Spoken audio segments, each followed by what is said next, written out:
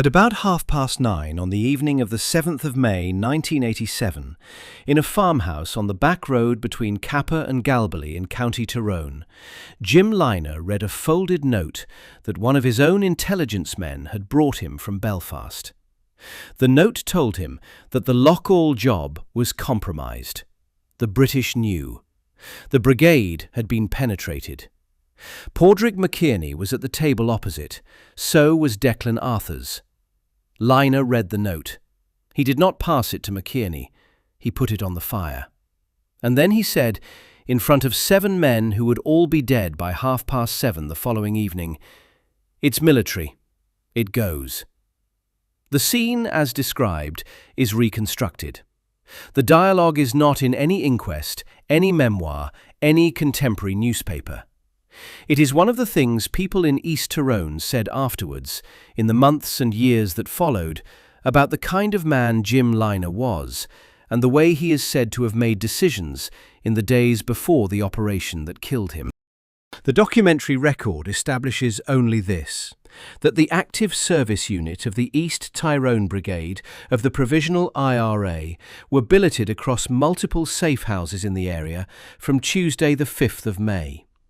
That the bomb itself was constructed by IRA engineers in Ardboe and crossed Lough Neagh by boat on the morning of the attack, and that by the evening of the 8th of May, 8 men from that unit were dead at the gate of an isolated rural police station in County Armagh. But what is established by the documentary record is this. Jim Lynagh, 31 years old, councillor on Monaghan Urban District Council, sitting member of Sinn Féin, author of an East Tyrone Brigade military doctrine modelled on Mao Zedong and Vo Nguyen Giap, was in the back of a blue Toyota Hi-Ace van driving through the village of Loughgall at 7:15 that evening. He was not the commander on the day. He had been the architect of the campaign that brought the van there. He had read Mao in a cell in Lough Neagh as a teenager. He had spent the better part of 14 years building the East Tyrone Brigade into the operationally most lethal active service unit of the late Troubles. He had openly opposed the political direction of his commander in Belfast. And this is the question this account is going to try to answer. Why did he go? Jim Lynagh was born on the 13th of April 1956 on the Tully estate in the townland of Killygowan on the southern edge of Monaghan town in the Republic of Ireland. He was one of 12 children. He grew up working class, Catholic, in a town with a long Republican tradition and a porous border with Northern Ireland 15 minutes to the north. By the early 1970s, when the Troubles were taking shape, Lynagh was a teenager, and like a number of young men in Monaghan in that period, he joined the Provisional IRA. In December 1973, he was 17 years old and very badly injured in the premature explosion of a bomb. He was arrested. He was held on the Northern Ireland side of the border under the internment regime then in operation. And he spent the next 5 years inside HM Prison Maze on the outskirts of Lisburn, which the Republican prisoners called Lough Neagh. What Lough Neagh did to Jim Lynagh is the central fact of his political life. He went in a young, peripherally political recruit, and he came out a strategist. Inside, he read Mao Zedong. He read Vo Nguyen Giap's account of the Vietnamese War against the French and then against the Americans. He read Che Guevara on Cuba and on the Bolivian campaign. He read the history of the Irish War of Independence and specifically the flying columns of Tom Barry's West Cork Brigade. He did not write a manifesto in Lough Neagh. He did, by the accounts of those who shared cells with him in those years, work out a doctrine that he would later be in a position to implement. The doctrine was this: the struggle in the north was not going to be won by attrition. It was not going to be won by the steady drumbeat of urban operations the IRA had been running since 1970. It was going to be won if it was going to be won at all, by clearing the security forces out of selected rural areas of Northern Ireland and creating what Lynagh called liberated zones, where the British state simply could not function and the Republican movement could. The means was to destroy the isolated rural Royal Ulster Constabulary stations, the small 2-officer and 4-officer outposts in places like Ballygawley and the Birches and Loughgall, and then to make sure they could not be rebuilt by intimidating or killing the contractors who would have to do the work. It was Mao adapted for South Ulster. It was a long war. Lynagh was released in 1979. He was 23 years old. What he did next mattered. He stood for Sinn Féin in Monaghan, and he was elected to Monaghan Urban District Council in 1979. He would hold that seat continuously until the day he died. Republican strategy at this point still ran on what the movement called the Armalite and the ballot box. The political wing was Sinn Féin. The military wing was the Provisional IRA. Lynagh sat in both. He was a councillor in the Republic of Ireland by day, and by the early 1980s he was also active again with the East Tyrone Brigade across the border. In early 1980, he and 2 other men, Aidan McGurk and Lawrence McNally, became among the first defendants prosecuted under the Criminal Law Jurisdiction Act of 1976. The charge was the assassination of a former Ulster Defence Regiment member near Tynan, just over the border in County Armagh. Dublin's Special Criminal Court acquitted all 3 for insufficient evidence. Lynagh walked. He was also widely suspected, although never convicted, of involvement in the attack on the 21st of January 1981, when an IRA team crossed the Irish border, killed the retired Stormont speaker Sir Norman Stronger, then aged 86, and his son James, who was a Royal Ulster Constabulary officer, burned down the family home at Tynan Abbey, and shot their way back out through a police cordon. The Royal Ulster Constabulary added to his file the nickname they would use for him for the next 6 years. They called him the Executioner. Then, in the early 1980s, he was convicted of firearms, ammunition and explosives offences, and he served 6 years in Portlaoise Prison in the Republic. He was released in April 1986. He was 30 years old. He had 13 months left to live. The man he came out to work with had also done time. Pádraig Oliver McKearney was born on the 18th of December 1954 in Moy, County Tyrone, into a Republican family with deep roots. Both of McKearney's grandfathers had fought in the IRA during the Irish War of Independence. McKearney himself had been arrested in 1972 and again in 1973. He had served 7 years for possession of a rifle. He had been arrested again in 1980 with a loaded Sten gun and sentenced to 14 years. And then, on the 25th of September 1983, he was one of 38 Republican prisoners who broke out of the H-blocks of the Maze in the biggest prison escape in British and Irish history. McKearney went on the run and ended up back in his native Tyrone. Lynagh and McKearney started cooperating in 1984.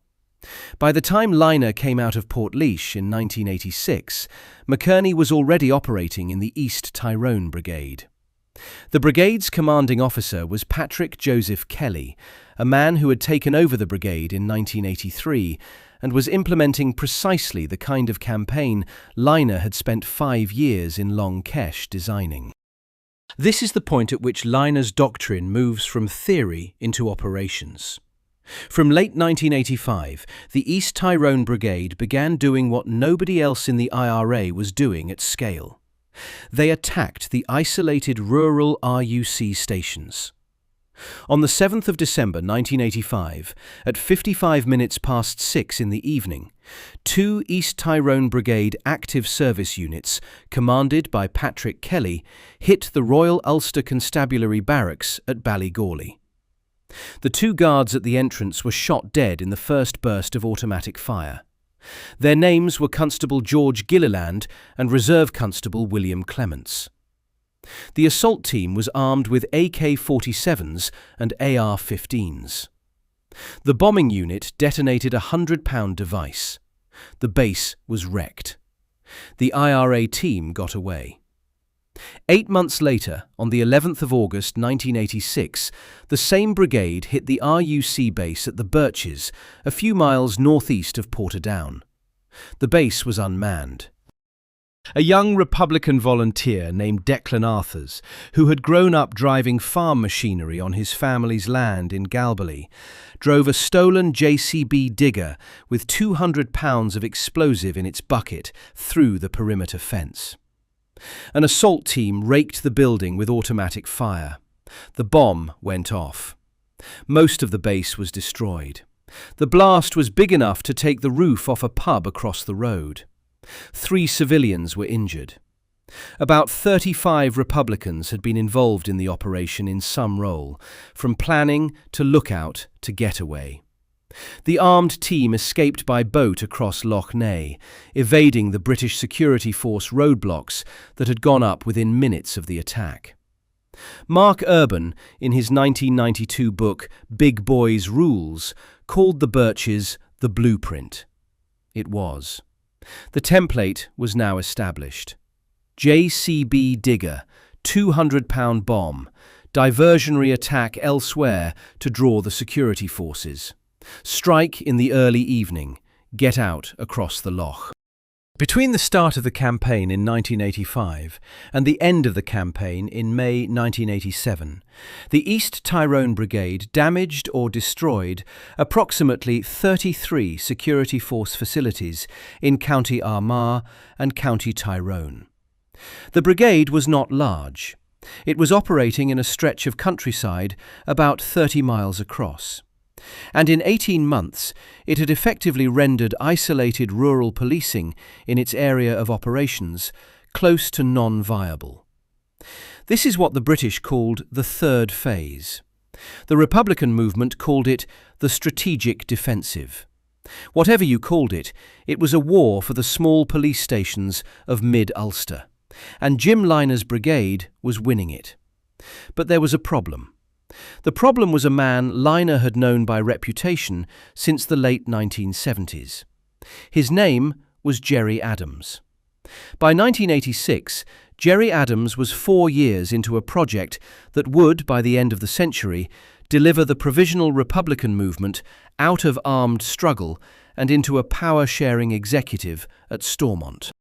The mechanics of that project were not yet visible to the rank and file in 1986. The early channels were. Father Alec Reid, a Redemptorist priest based at Clonard Monastery just off the Falls Road in Belfast, was already setting up communications between Adams and the Dublin government, between Adams and the leader of Fianna Fáil, Charles Haughey, and at one remove between Adams and the British government. A separate channel ran through the MI6 officer Michael Oatley, codenamed within the British intelligence community as the Mountain Climber, and his Derry contact, Brendan Duddy, codenamed Soon. Adams, often as the note-taker rather than the spokesman, met Oatley and McGuinness at night, sometimes blindfolded for the journey, throughout the 1980s. What was visible in 1986 was the political conclusion the back channel was beginning to require. On the 1st and 2nd of November of that year, Sinn Féin held its Ardèche at the Mansion House in Dublin.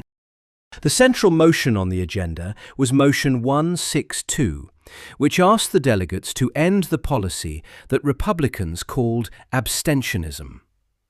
Abstentionism was the rule that any Sinn Féin member elected to the Dáil in the Republic, or any Sinn Féin member elected to a Northern Ireland Assembly, would refuse to take their seat, on the principle that the Irish state in Dublin was an illegitimate Free State entity and the Northern state in Belfast was an illegitimate British entity. Abstentionism was the symbolic core of Republican purism. Ending it was the precondition for any future power-sharing arrangement. The vote was 429 in favour of ending abstentionism, 161 against. The two-thirds threshold required to amend the Sinn Féin constitution was reached. Gerry Adams, in his presidential address to the Ardèche, said the line that the Republican movement would argue about for the next 40 years. He said, "To leave Sinn Féin is to leave the IRA." It was a sentence with an edge in it. A small group of delegates, led by the former Sinn Féin president Ruaidhrí Ó Bródig, walked out of the Mansion House that day and went to a pre-arranged venue across the city, where they constituted themselves as a new party called Republican Sinn Féin. Where Jim Lynagh stood at the moment of the split is one of the contested points in his biography. The Republican Sinn Féin tradition has tended to claim Lynagh as one of theirs, a man whose Maoist long war doctrine was incompatible with the political negotiating track Adams had begun. The Adams loyalist position is that Lynagh, like McKearney, was inside the provisional movement at his death, retained his Sinn Féin council seat in Monaghan until the day he was killed, and never formally walked across. Both of those things are true. What is also true is that the cleric Father Dennis Fall reported to the Irish Department of Foreign Affairs 3 months after Loughgall in a memo that was declassified by the Irish State on the 28th of December 2017 that the rumour in Republican circles was that Lynagh and McKearney had disliked Adams's political policy and were leaning towards Republican Sinn Féin, and had threatened to execute Adams shortly before the Loughgall event. The Sinn Féin response in 2017 to the released memo was that the suggestion Adams set up Lynagh was utter nonsense.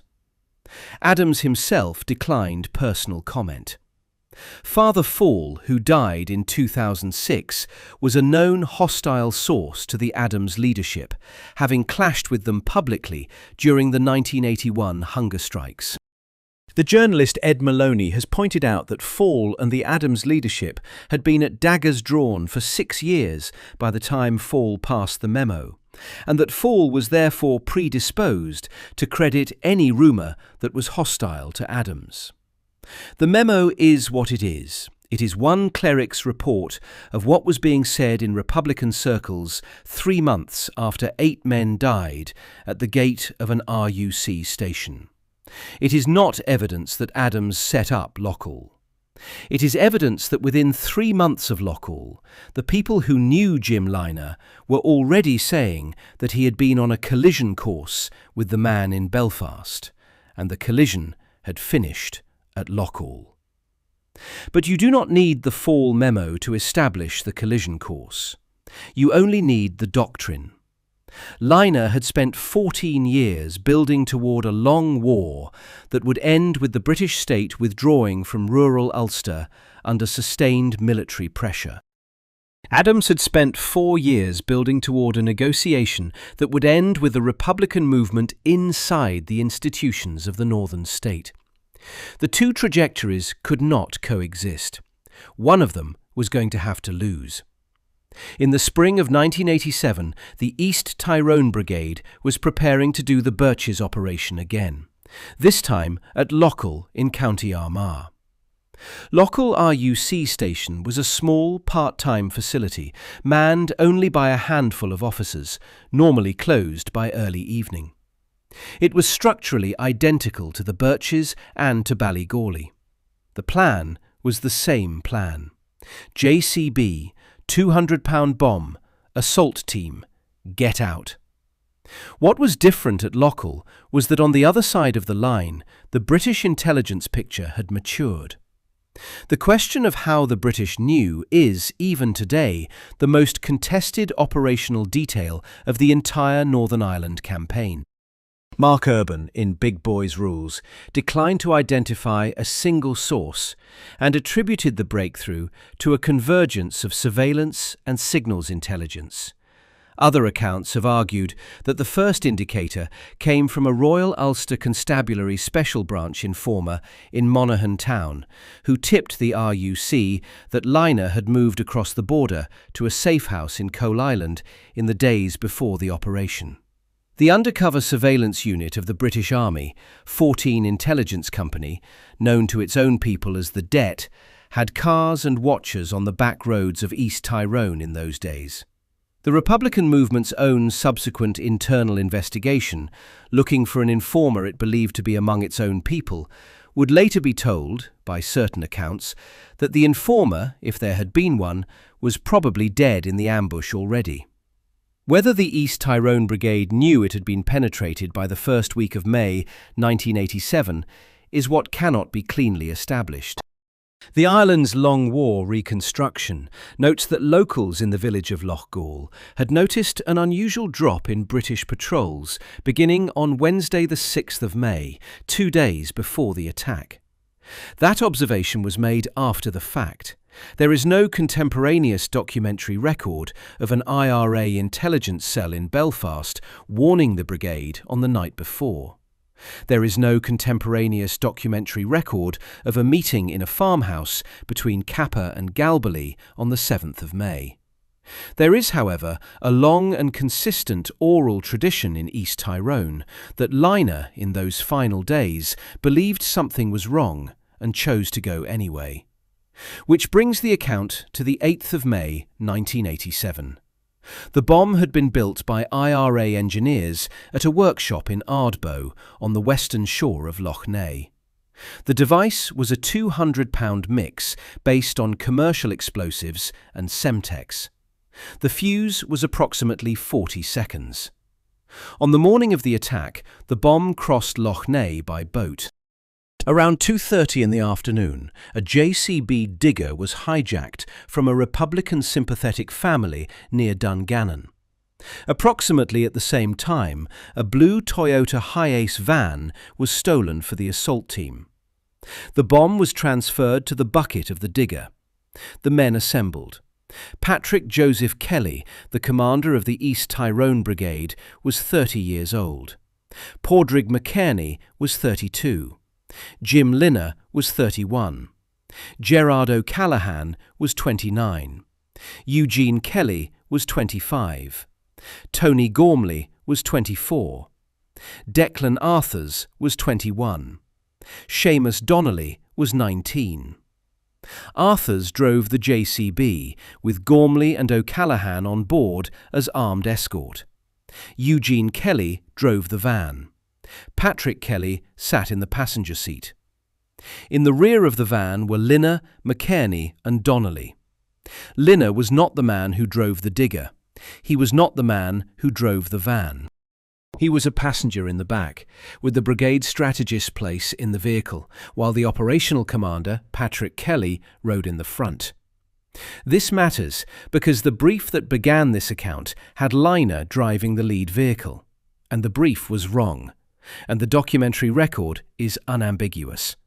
He was in the back. At approximately 7:15 in the evening, on a clear May Friday in County Armagh, the digger and the van came up the main street of the village of Loughgall and approached the gate of the Royal Ulster Constabulary Station. 24 men of the British Army's Special Air Service were in position. 6 of them were inside the station in plain clothes, including the operational commander. 18 of them were dispersed in 5 separate camouflaged firing positions in the wooded ground around the station perimeter. They had been in place for hours. The Royal Ulster Constabulary had quietly thinned out the village in the days before. Locals had noticed. Declan Arthurs drove the digger through the perimeter fence. He lit the 40-second fuse. He turned to run. What happened next is described in the inquest record as a near-simultaneous opening of fire from multiple SAS positions, supplemented by a separate device on the access route designed to disorient the IRA team in the seconds before the main engagement. The van behind the digger was raked by sustained automatic fire from the first-floor windows of the station and from the wooded positions outside the perimeter. The first burst killed Patrick Kelly in the passenger seat and Eugene Kelly at the wheel. The men in the rear were hit by sustained gunfire through the side and rear panels of the van. Lynagh, McKearney and Donnelly were killed at almost the same moment. Donnelly was the only one of the three to make it out of the vehicle before being shot down approximately 10 yards into the field. Gerard O'Callaghan and Tony Gormley on the digger were killed at distances of about 20 yards from each other in the open ground beyond the perimeter. Declan Arthurs, unarmed at that moment because he had used his weapon to start the fuse, was shot down in a laneway nearby. The bomb detonated approximately 40 seconds after Arthurs lit the fuse. Half the station was destroyed. A civilian named Anthony Hughes, who was driving home from work in his own car with his brother Oliver in the passenger seat, was caught in the engagement zone and was killed by British fire. Oliver Hughes was hit 14 times and somehow survived. Approximately 600 British cartridges and approximately 78 IRA cartridges were recovered from the scene. Every member of the East Tyrone Brigade Active Service Unit was dead. The Special Air Service incurred no fatalities. It was the largest single loss of life the Provisional IRA suffered between 1921 and the Good Friday Agreement. This is the part of the Lynagh story where the documentary record corrects the brief. 4 days later, on Tuesday the 12th of May 1987, 2 funerals took place that mattered to this account. The first was the funeral of Pádraig McKearney in Moy. McKearney was buried in his home parish. The second was the funeral of Jim Lynagh in Monaghan Town. Lynagh was buried at St Joseph's Cemetery, which the locals call Lough, in the same town in which he had been born 31 years earlier and in which he had served as a Sinn Féin councillor for 8 years. The Lynagh funeral was deliberately delayed by approximately half an hour. The reason it was delayed was that Gerry Adams was on his way over the border from a Tyrone funeral, and the Lynagh family and the Republican movement wanted Adams at the graveside for the oration. Adams arrived. He stood at the grave of the man whom the Fall memo would, 3 months later, allege had threatened to kill him. And Adams delivered the oration. What Adams said at Lough into the camera footage that survives in the Orte archives was this. He said, "Anyone who does business with the British, the SDLP or the Free State establishment are fools, as they've all sold out on the Irish people." It was the militarist line. It was the line Lynagh would have given. Adams, at the moment of his greatest tactical vulnerability, in the week of the worst single Provisional IRA disaster of the entire campaign, came across the border to bury the man some in the movement said had threatened to shoot him, and delivered the militarist line at the militarist's grave. He absorbed Lynagh in death. Lynagh's family did not, by any documentary record this account has been able to find, refuse Adams the right to speak. They permitted him. They delayed the burial to let him speak. The original brief that prompted this script said the family refused. It appears to have confused Lynagh's Monaghan funeral with the separate funerals at Carrickmore, Cappagh and Galbally, where the 4 Tyrone resident members of the Active Service Unit, Patrick Kelly, Declan Arthurs, Seamus Donnelly and Tony Gormley, were buried in the same week. Adams attended those too. There is no public record of a refusal at any of them. What there is the small ironies. During the cortege at Emmyvale, a masked Republican colour party fired a volley with a Heckler & Koch G3 rifle. Scuffles broke out between Republican mourners and the Irish Gardaí.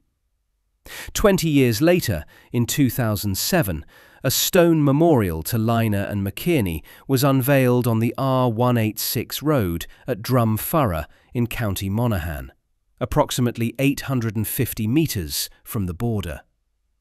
On the 30th of July 2019, the memorial was destroyed by what appeared to be a mechanical digger.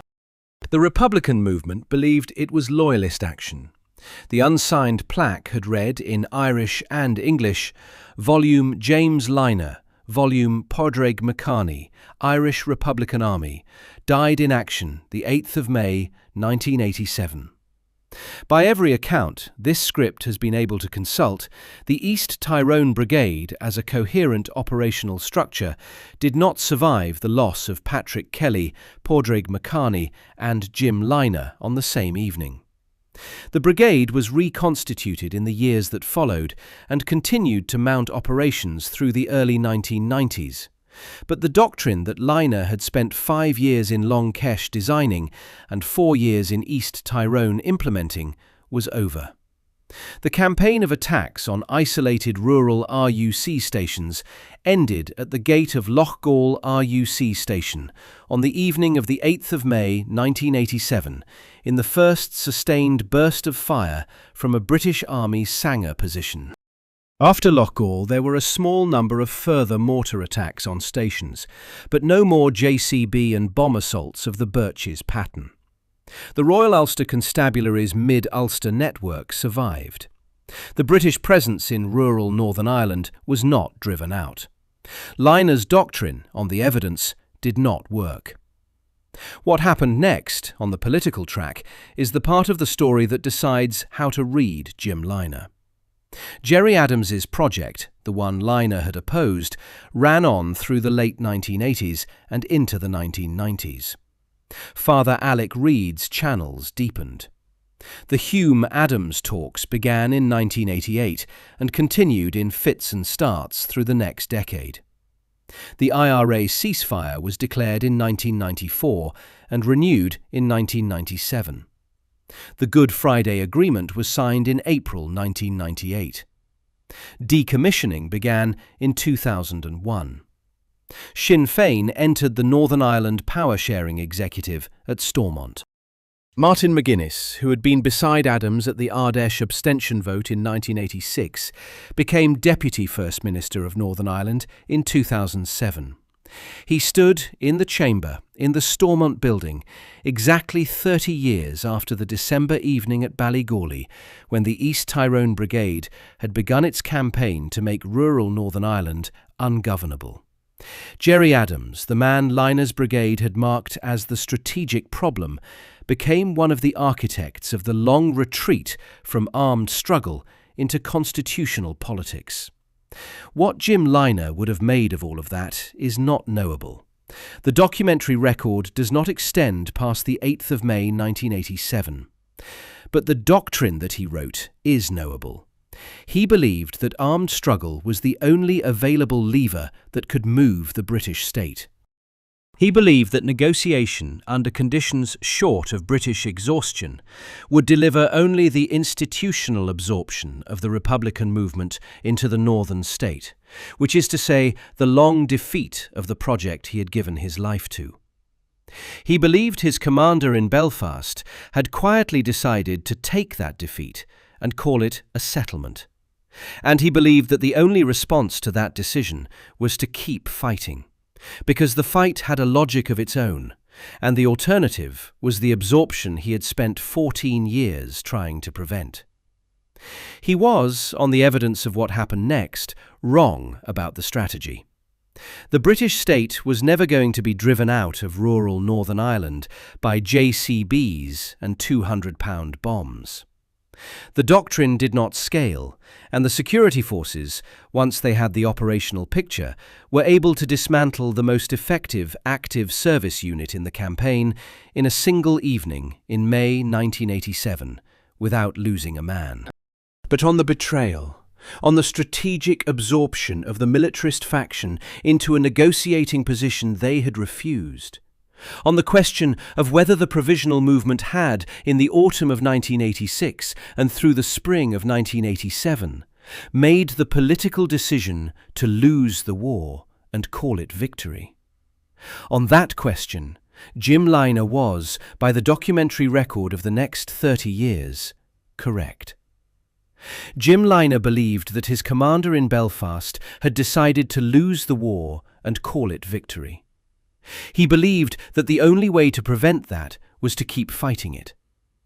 On the night of the 7th of May 1987, he chose to drive into a kill zone he already knew was a kill zone, because the alternative was to stand down and watch the brigade be folded into a negotiating position he despised. He was wrong about the strategy, and he was correct about the betrayal. Both of those things can be true. The brigade he built died with him at the RUC station gate. The man he distrusted carried his coffin at Carrickmore. The man's family would not let him speak.